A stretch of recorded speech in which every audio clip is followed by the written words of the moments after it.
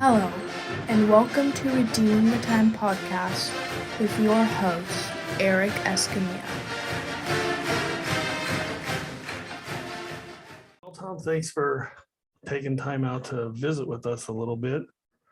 As you know, our topic is kind of a serious topic a little bit, but it's one of those topics that a lot of people maybe don't want to face or talk about. And one of my first questions, if it's okay if I go ahead and ask a question to you, in Lincoln, when did you maybe notice that there were some substance abuse issues or problems? More so if it has gotten worse, or if it's kind of just at a plateau. Well, as you know, my history in Lincoln goes back quite a while. 1962 was when I came back to Lincoln to go to graduate school. And at that time, there was certainly some alcohol around, but it wasn't until the late 60s, early 70s that we began to see the advent of the drug culture and Woodstock and, that sort of revolutionary era. And so we began to be concerned about that with some of our players. But it wasn't until about 1985 that we were able to start drug testing our players because we didn't have the technology. And so that was when we started doing some drug testing. And of course, we didn't have a lot of guys who were positive on drugs. Maybe we'd always notify the players before they came in for fall camp that they would be given a physical exam, and that physical exam would involve a drug test. And of course, drug tests involve alcohol as well. Now, the problem with alcohol is that it's water soluble, so it leaves your system usually within 5, 6, 7 hours, whereas marijuana is fat soluble.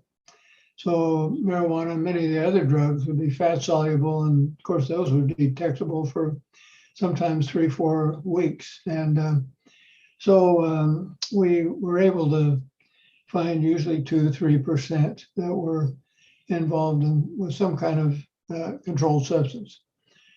And we had a 3-step process. Somebody turned up positive. The first thing we did was we notified the parents, and we put them in counseling. And the second step, if they violated again, and we also began to drug test them weekly. And usually that was in the morning. So if there was alcohol involved, we usually could turn that up.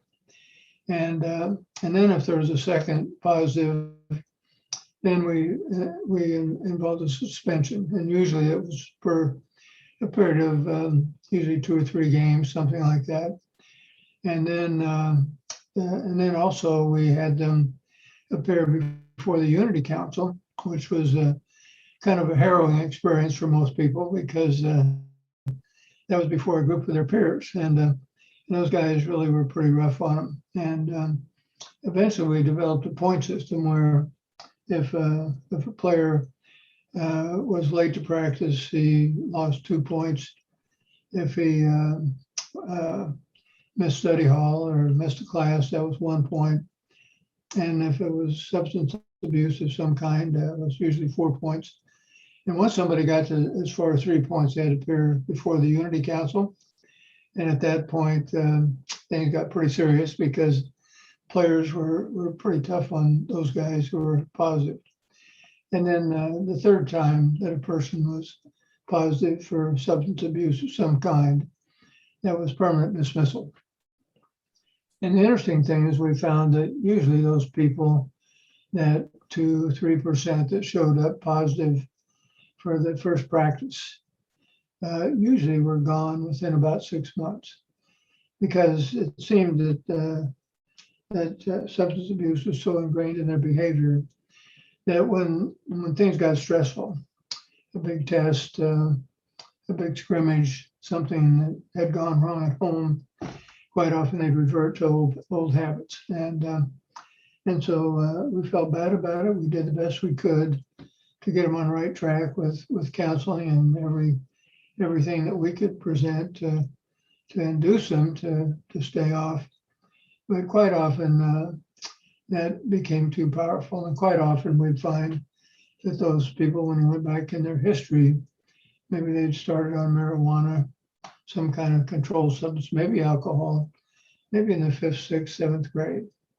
And it seemed like the earlier they started, the more liable they were, the more likely they were to have some kind of a problem. So that's kind of a football perspective. Now, when you talk about casual observation, obviously, I know that there's people in the bars and realize that there's a fair amount of substance abuse around. But I think the game changer, the thing that was different, was the controlled substance, marijuana, cocaine, sometimes heroin. Those kinds of things were relatively non-existent back in the early 60s, but by late 60s, early 70s, we began to see those things appear. And now I would imagine that there are very few kids who get through the 5th or 6th grade who haven't had an opportunity to be involved with some kind of a pill, some kind of a controlled substance. And that's kind of sad, and that's kind of hard to see. And so I think it's really important that kids have good parental supervision, good parental advice, and good role models, and be well grounded.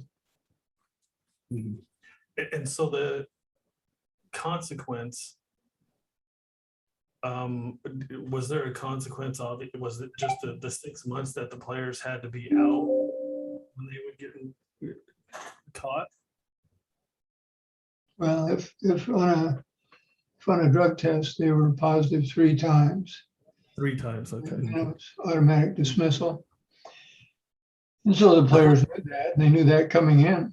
And so it wasn't like they were caught by surprise, because we let them and their parents know before they arrived that that would be the process and that there would be consequences. And so unfortunately, some players were enough under the grips of some kind of substance that they were still, even though it meant a scholarship, maybe opportunity to play major college football, they still wouldn't be able to handle it. And we always felt very bad about those individuals, but we did feel that it was important for the welfare of the total group and the team that there be some standard, there be some accountability, because in order to play major college football, you better have every alertness, every mental faculty you can assemble working at full speed, because if you're not, you're going to let yourself and you're going to let your teammates down. And so we felt it was important that they be clear-headed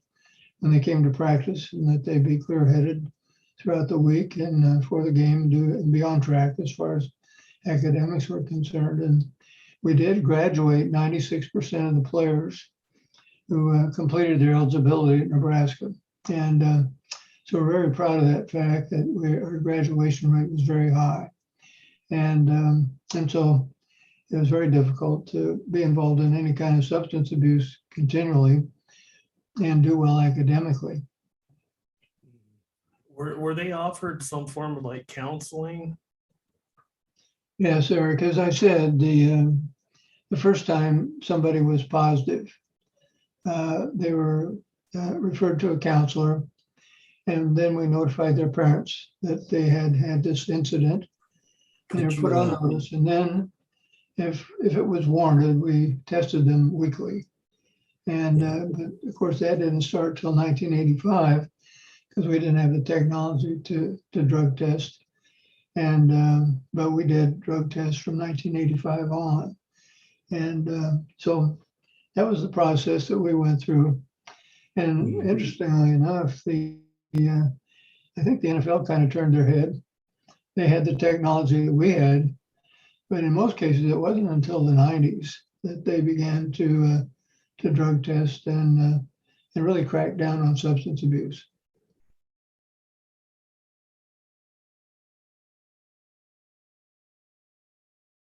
In some cases it did. And of course, for More often than counseling not. to work, you have to have, number one, a counselor that's fairly skilled and experienced.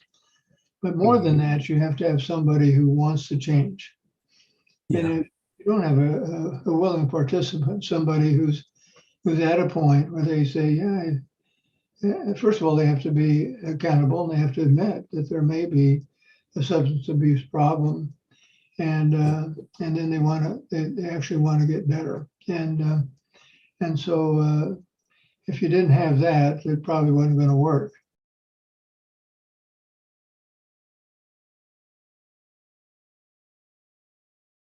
We're trying to tell people that as far as a football team, we're trying to aim for the top. And we said, and the players actually voted as time went on. They voted to abstain from alcohol and drugs, and they enforced it internally.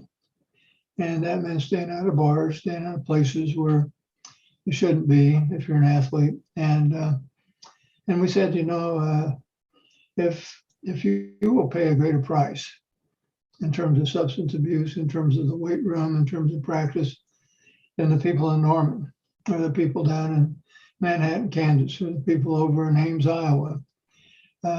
It'll make you not hugely better, but maybe 3-4%. And the people that end up at the top are people who they're willing to pay a greater price. And so the best teams I had bought in, and they would say, yeah, we're willing to do whatever it takes. And substance was part of it, because I think on the college campus, there are a lot of football players, some places, and a lot of students who at least abuse alcohol, maybe 2-3 days a week. And of course, if you do that, when you show up for practice the next day, you're not going to be as good as you could be. You're not going to improve as much as you could. And so the thing that we're trying to sell is that if you're really serious about this business, being able to win a conference championship or a national championship or whatever it may be, you're going to be willing to sacrifice some things. And so substance abuse is one of those things. And I wanted to mention something. I know that they're young men at that point, but like with teammates, they're obviously younger.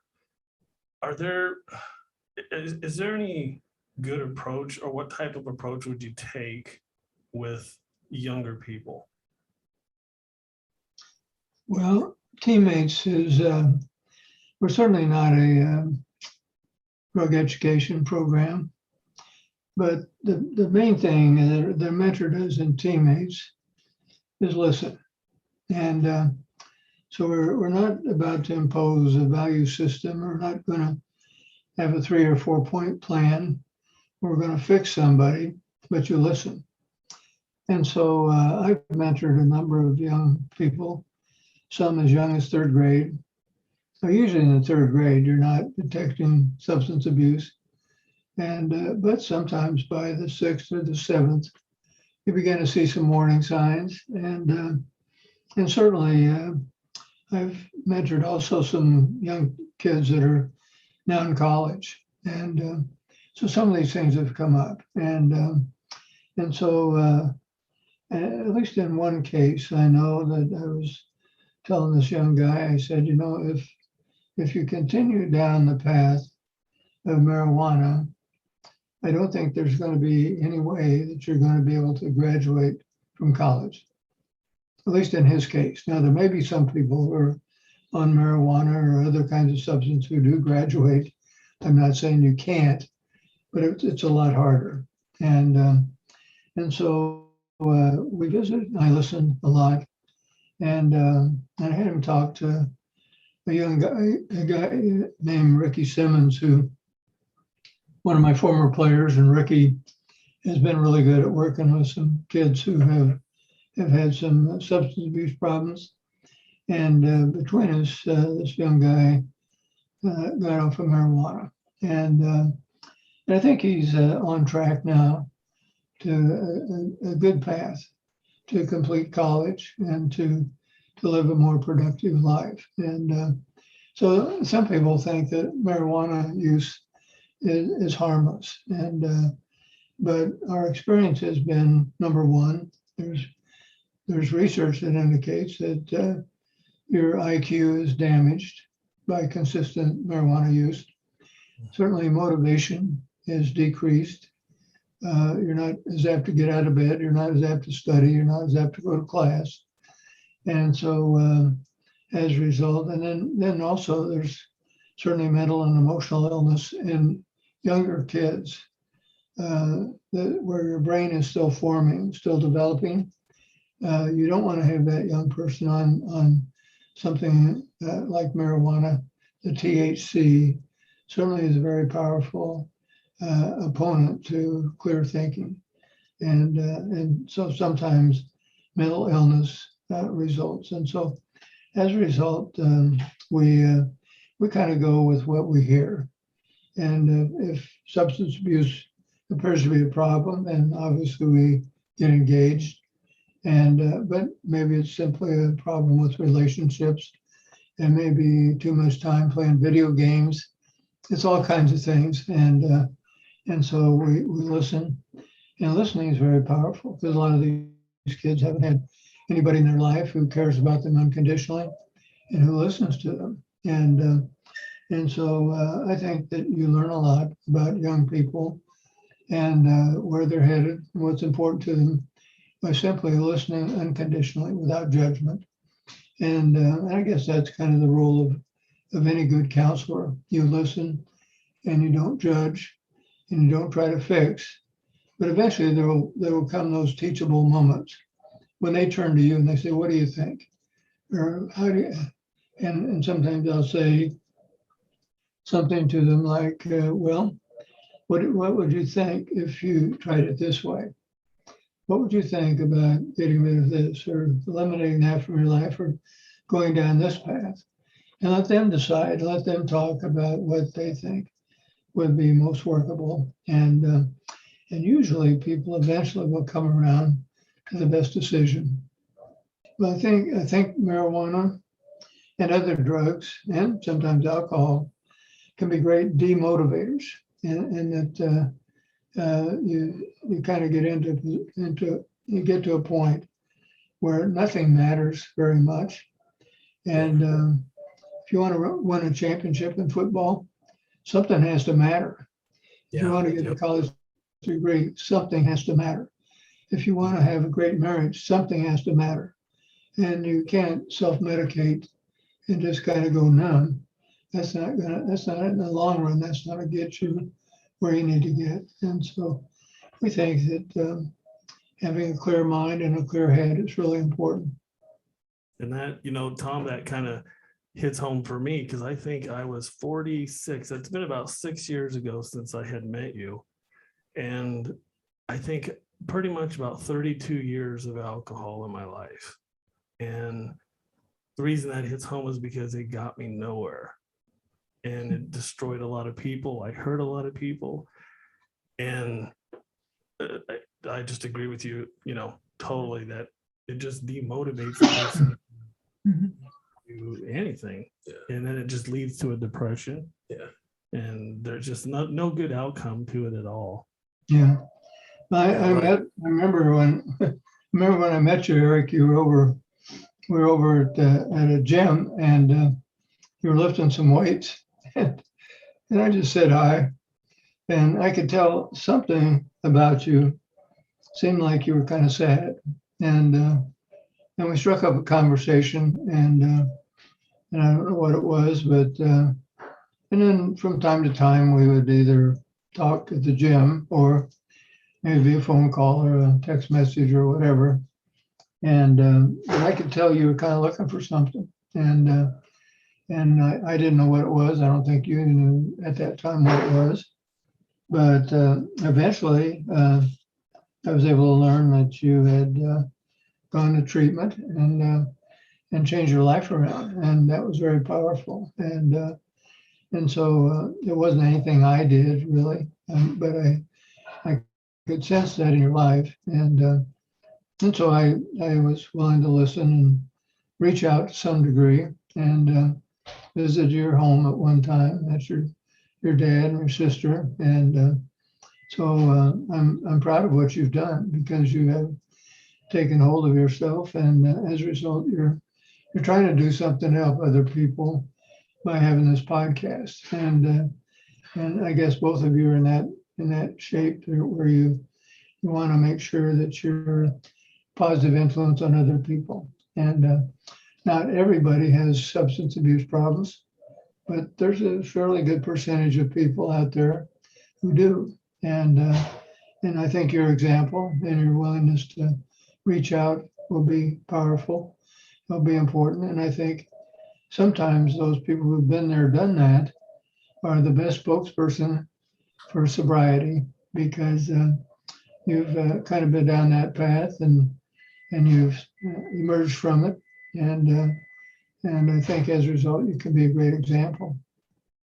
Yeah, I remember that time that we had met, and it seemed like when I first seen you, I wanted to talk to you. And I said, well, I prayed about it for that whole week because I was just defeated. Yeah. And everything that I was going through. And so prayed all week. And I think it was the following Sunday. That Sunday I had met you, I think it was in the morning.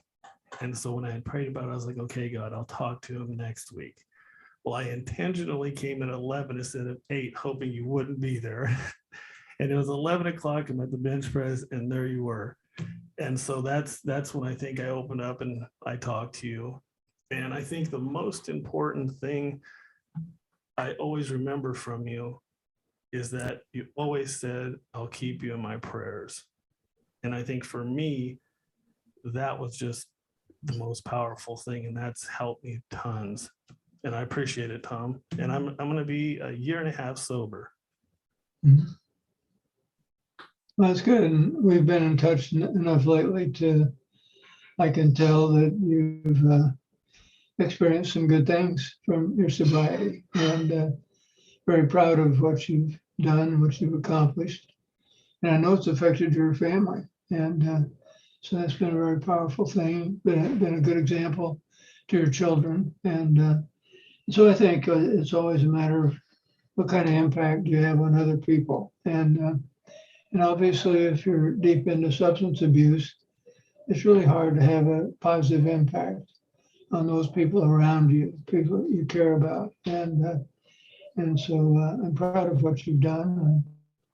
I'm proud to call you my friend. Thank you, Tom. I appreciate that. I guess the thing that I kind of am curious about is like as far as the culture of alcohol and drugs that we can see here in Nebraska, what would you like to see happen that could help me and Adam in our venture with what we're trying to do? Is there any advice you can give us on that? Well, I think that people have to be honest with themselves. And if they see that their substance use, whether it be alcohol or drugs, is really getting in the way of relationships with people that they care about and is really destructive in their life, that they need to reach out and try to get some help. And that takes courage, and it takes a decision, and you have to be accountable. And so I mentioned Ricky Simmons, and Ricky been there, done that, and spent some time in prison. And I'm not selling anything that he doesn't tell people publicly, but Ricky's no nonsense. When he deals with somebody, he lets them know that if they try to play games with him, or that they're trying to fool him in themselves, that he's not going to be part of it. And And I think that that's what people have to do. They have to understand that it's serious business, and they have to do their share and be accountable and understand where the abuse has led them. Now, I'm sure there are people who use alcohol, and I don't know about other drugs. Can't tell you that. Some people who probably recreationally or just a glass of wine at dinner, that's okay. But there's some people who've gotten to the point where just one glass of anything that's alcoholic is going to start a chain reaction. It's not going to be good, and so that takes real commitment and discipline. And I think that's where all the years of alcohol, I know that it affected me because it was learning all those emotions that I still have to kind of learn all those, because everything that I numbed myself about, I didn't live through a reality without some form of substance. Yeah. And I think that's Tom, kind of it's not a battle, but it's a learning experience. But I think the end result of that is what's powerful, because my kids now see it. And sometimes I feel bad because my kids are used to the alcoholic dad, and now they see a dad who's not. So they themselves are learning the process with me. And I guess that's my point, is that they're also being rewarded as well as me being rewarded through them. Yeah, I think everybody experiences pain in your life.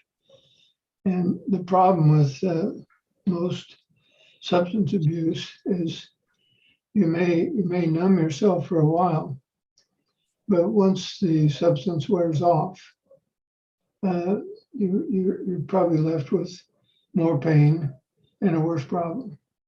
And so you don't really cure anything by trying to numb the pain.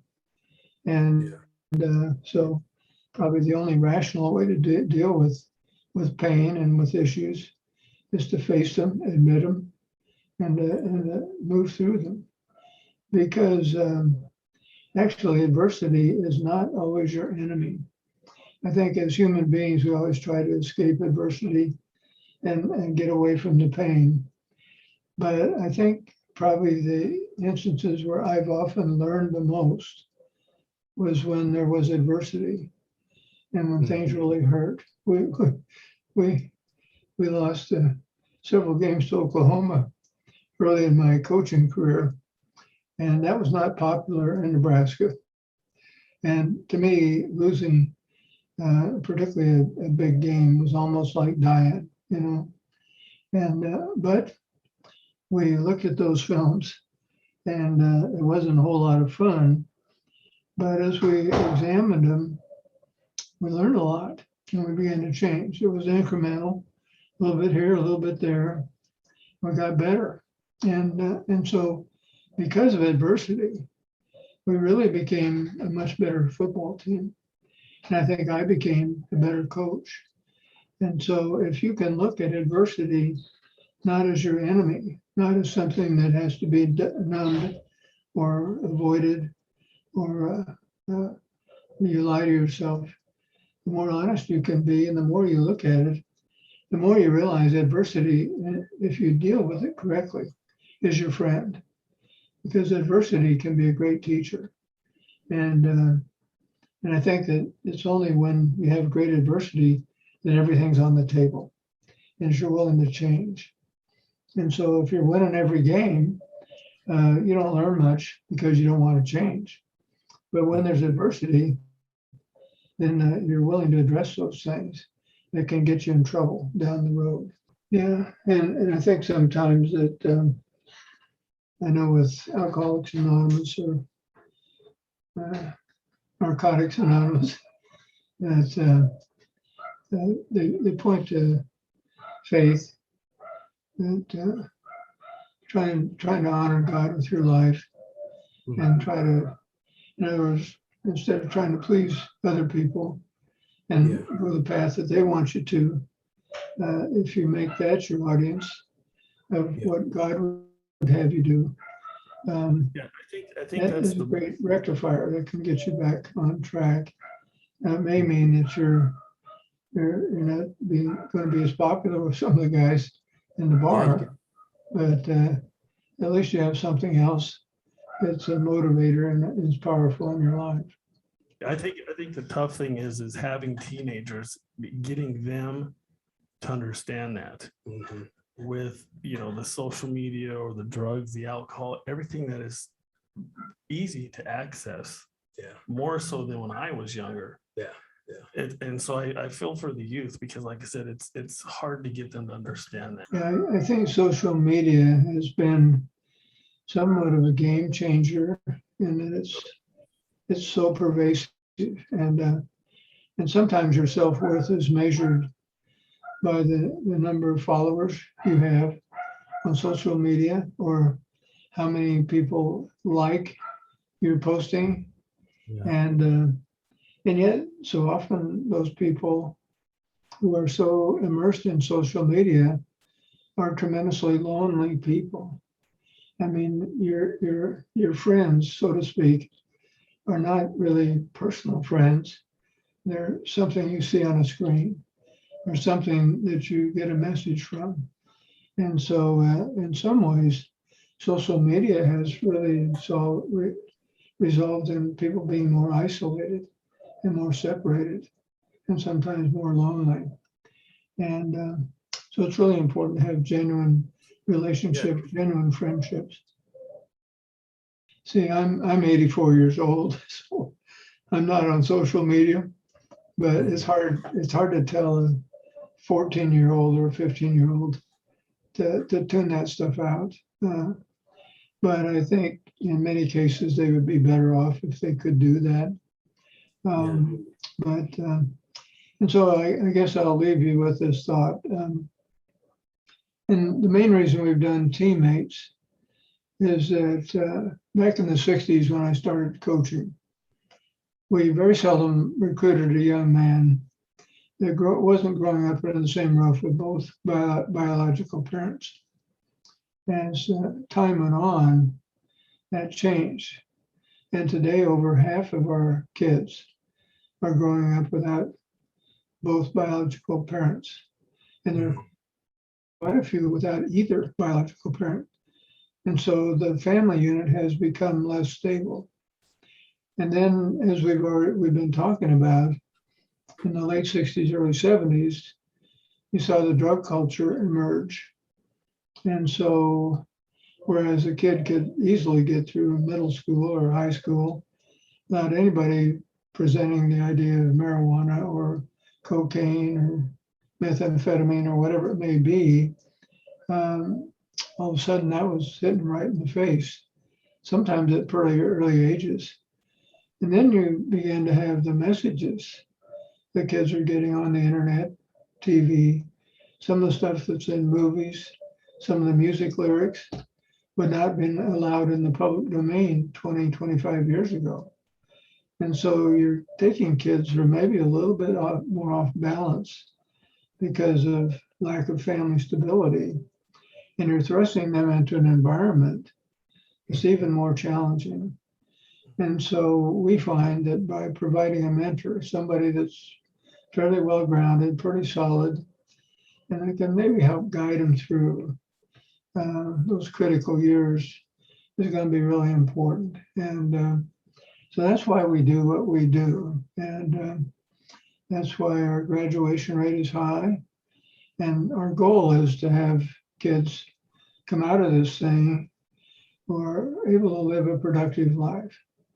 And if we can do that, then it means at least a high school education, usually some community college, maybe 4-year education, and being pretty well grounded and having something that they want to do that's strength-based, because we always do better if we're doing something that aligns with our strengths.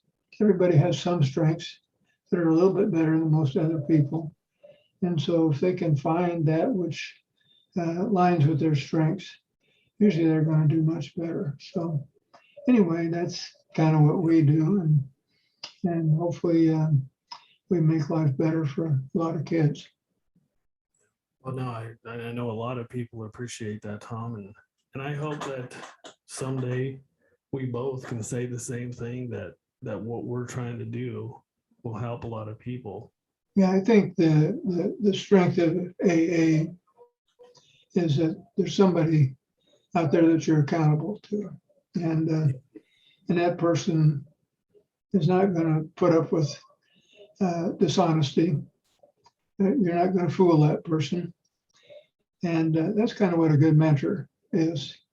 And so I think when you talk about Alcoholics Anonymous and some of these other organizations, it's really built on mentoring principles. And so there's a lot of power in that. And with the complexity of society today, and a lot of things that our kids are going through pretty early in life, I think having somebody that hopefully, ideally, would be a parent, but in many cases, that isn't available.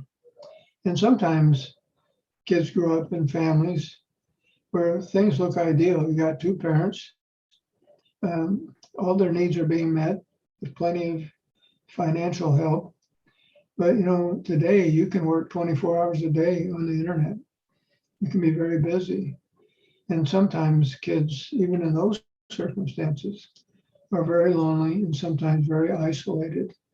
And so we mentor all kinds of kids. So it doesn't mean just kids with single parents. Some of them have two parents, but if they want a mentor, we try to make sure we get them a mentor. But they've got to be willing to want a mentor. And that's true in your cases.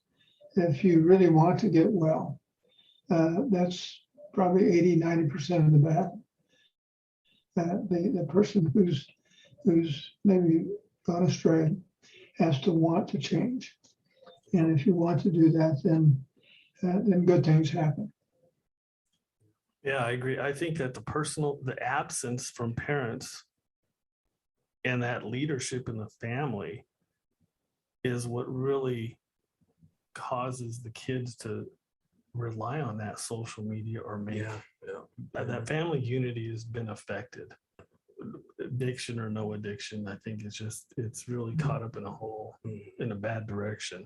Well, I think the main thing would be for you to be able to reach out to people, let them know how to contact you, or whatever you're proposing that you do that will help people. And the reason I wanted to come on this is I sense that you want to be of help, that you've gone through some difficult circumstances yourself, and you'd like to help people who are going through similar circumstances. And so hopefully you'll be an instrument for good. And so I wanted to make sure that I was able to in some way encourage you and draw attention to what you're doing. So I want to thank you for that. And thank you a lot, Tom, and thank you for your time. And I'm very thankful for this. This is a great opportunity. I just have two real simple questions for you, Tom. My daughter, Ava Lynn, if you don't mind answering these questions, she wants to know what your favorite ice cream is. Well, I usually eat yogurt, frozen yogurt, and so it's probably a vanilla chocolate swirl. Okay. So you tell her that's my favorite. I sure will. Well, Tom, like you said, we really appreciate you giving us some information, some advice, and again, that's our goal is to reach out to people, and anybody we can help, give them advice, send them a direction, that'll benefit them. That's our plan. And thank you guys for what you're doing, and see you again in the gym or somewhere. Okay. All right. Sounds good. All right.